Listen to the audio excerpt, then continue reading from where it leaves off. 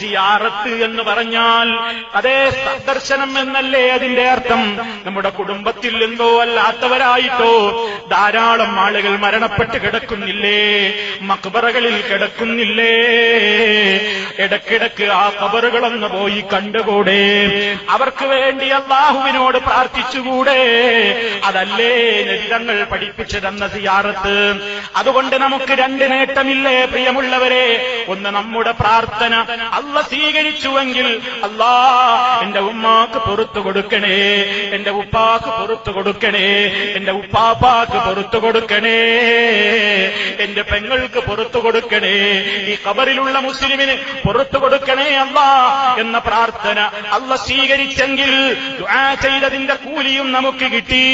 ആ പ്രാർത്ഥന കബൂലായിട്ടുണ്ടെങ്കിൽ അതാ ആ ഖബറിൽ കിടക്കുന്ന വ്യക്തിക്ക് അല്ലാഹ് ശാന്തി നൽകില്ലേ. അതും മാത്രമല്ല പിന്നെയോ നമുക്ക് മരണചിന്തയുണ്ടാകില്ലേ? ഖബർ കാണുമ്പോ ഞെട്ടാത്തവരായിട്ടാരാ ഉള്ളത്? ഖബറെന്നു കേട്ടാൽ തൽക്ഷണം ഞെട്ടേണ്ടതാ.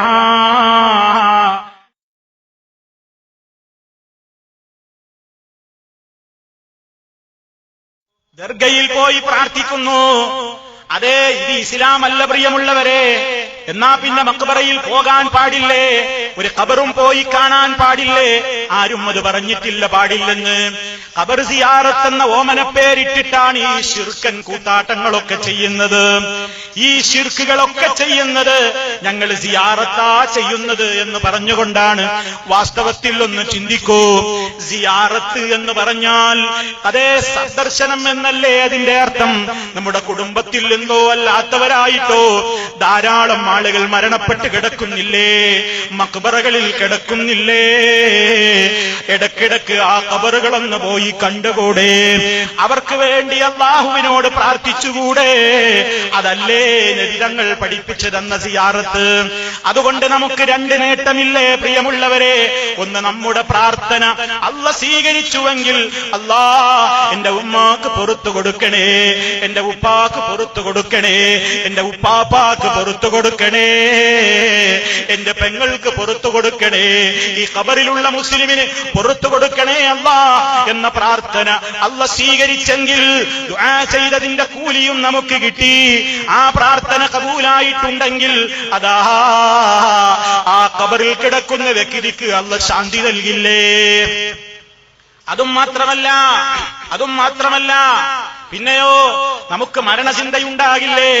ഖബർ കാണുമ്പോ ഞെട്ടാത്തവരായിട്ടാരാ ഉള്ളത്? ഖബറെന്നു കേട്ടാൽ തൽക്ഷണം ഞെട്ടേണ്ടതാ. കണ്ടാലുടൻ വാവിട്ട് നീ കരയേണ്ടതാ. മേടയ്ക്ക് പകരം മാളമാ സുബ്ഹാനാ റബ്ബി, അതിൽ കിടക്കേണ്ടതാണ് അസ്മാനാ. എത്രയെത്ര ഖബറുകൾ കുഴിച്ചത് നമ്മൾ കണ്ടു. ആ ഖബർ കാണുമ്പോ തോന്നുന്നില്ലേ? അടക്കം ചെയ്യപ്പെട്ട ഖബറുകളെ കാണുമ്പോ നമുക്ക് തോന്നുന്നില്ലേ? അതെ, ഞാൻ എന്തിനാ ഇങ്ങനെ റബ്ബിനെ ധിക്കരിച്ച് ജീവിക്കുന്നത്? എത്ര കാലമാണ് എന്റെ ജീവിതം? എത്ര കാലമാണ് പടച്ചവന് എതിരായിക്കൊണ്ട് ഞാൻ എന്റെ ഹറാമുകളിലൂടെയുള്ള ജീവിതം? പറ്റില്ലല്ലോ.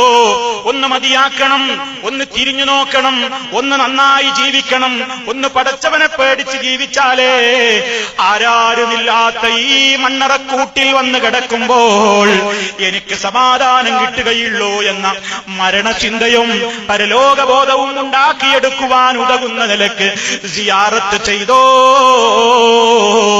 അതല്ലേ മുത്ത് മുസ്തഫ സല്ലല്ലാഹു അലൈഹി വസല്ലമ പഠിപ്പിച്ചു തന്ന സിയാറത്ത്. ഈ സിയാറത്ത് ചെയ്യുന്നവരാണ് സലഫികൾ. ഇതിനെ നമ്മൾ എതിർത്തിട്ടില്ല. അതേ അവസരത്തിൽ സിയാറത്ത് എന്ന പേരിൽ നടക്കുന്നത് എന്താ? ഖബറിങ്ങൾ പോകുന്നു. മഹാന്മാരുടേതാണെങ്കിൽ ആ ഖബറത ഭൂമിയിൽ നിന്ന് ഒരുപാട് ഉയരത്തിൽ കെട്ടിപ്പടുക്കുന്നു. അവിടെ തന്നെ വന്നു ഒന്നാമത്തെ ഹറാമ്. ഒരു ഖബറും എത്ര മഹാന്റതാണെങ്കിലും ഭൂമിയിൽ നിന്ന് ഒരു ചാണിലപ്പുറം ഉയർത്താൻ പാടില്ല. നമ്മുടെ മുഹമ്മദ് മുസ്തഫ സല്ലല്ലാഹു അലൈഹി വസല്ലമിന്റെ ഖബർ, അബൂബക്കർ സിദ്ദീഖ് റളിയല്ലാഹു അൻഹുവിന്റെ ഖബർ, ഉമർ ഖത്താബ് റളിയല്ലാഹു അൻഹുവിന്റെ ഖബർ, അതേ മദീനയിലുള്ള ഒരേ റൂമിലല്ലേ 3 ഖബറുകളും ഉള്ളത്. അത് കണ്ട മഹാന്മാര് പറഞ്ഞിട്ടുണ്ട്, ഒരു ചാണിലപ്പുറം ആ ഖബറുകളൊന്നും ഉയർത്തപ്പെട്ടതായി ഞങ്ങൾ കണ്ടിട്ടില്ല. അവരെക്കാൾ ഒരു മഹാന്മാർ ഇനി കാസർഗോഡ് ഉണ്ടാവോ? കേരളത്തിലുണ്ടാകുമോ? ഇന്ത്യയിലുണ്ടാകുമോ? ഇന്ത്യക്ക് പുറത്തുണ്ടാകുമോ? ഇല്ല. ആ മഹാന്മാരുടെയൊക്കെ ഖബർ അത്രയല്ലേ ഉയരമുള്ളൂ. അതിലപ്പുറം ഒരു ഖബർ ഉയർത്തുന്നത് തോന്നിവാസമാണ്, ഹറാമാണ്, ഇസ്ലാം വിലക്കിയതാണ്. ഭരണാധികാരികൾക്ക് അധികാരമുണ്ടെങ്കിൽ പൊളിച്ചു നീക്കണമെന്ന് കൽപ്പനയുള്ള നിയമമാണ്. അപ്പോൾ ഖബർ സിയാറത്ത് എന്ന ഓമന പേരിട്ട് മഖാമും ദർഗയും ഉറൂസുമൊക്കെ സംഘടിപ്പിക്കുന്ന ജാറങ്ങളുണ്ടാക്കുന്ന ആളുകളതാ ഖബർ കെട്ടിപ്പടുക്കുന്നു. എന്നിട്ട് സിയാറത്തിനെന്ന് പറഞ്ഞിട്ട് അവിടെ ചെന്നിട്ട് എന്താ പണി? അതിന്മേൽ തുണി മൂടുന്നു. നബി സല്ലല്ലാഹു അലൈഹി വസല്ലം ഏത് ഖബറിന്റെ പുറത്താണ് തുണി മൂടിയത്? നബി സല്ലല്ലാഹു അലൈഹി വസല്ലം ചെയ്തിട്ടില്ല. അതേ, ഇനിയും ചിന്തിച്ചോ. സിയാറത്ത് എന്ന് പറഞ്ഞിട്ട് പിന്നെ എന്താ ചെയ്യുന്നത്? ആ ഖബർ തൊട്ടുമുത്തുന്നു, ഖബറിന്മേൽ ചുംബിക്കുന്നു, സുജൂദിന്റെ കോലത്തിൽ നെറ്റിവെച്ച് കിടക്കുന്നു. പല സ്ഥലങ്ങളിലും ആ ഖബറിന്റെ ചുറ്റുമതാ തവാഫ് ചെയ്യുന്നു. അവിടെ അവരിൽ നിന്ന് ആഗ്രഹങ്ങൾ നേടിക്കിട്ട എന്ന ഉദ്ദേശത്തോടുകൂടി വിളക്ക് കൊളുത്തുന്നു. അവിടെയുള്ള കൊടിയെടുത്ത് തലയിൽ വെക്കുന്നു. അവിടെ അതാ കിടന്നുകൊണ്ട് കരയുന്നു. മുസ്ലിമേ, നബി സല്ലല്ലാഹു അലൈഹി വസല്ലമിന്റെ കാലത്ത് ആരാണ് ഈ നിലക്കൊരു സിയാറത്ത് പഠിപ്പിച്ചു തന്നത്? ഇതാ മുജാഹിദുകൾ പറയുന്നത്. ഈ നിലക്കൊരു സിയാറത്തില്ല. മറിച്ചെന്ത് വേണം?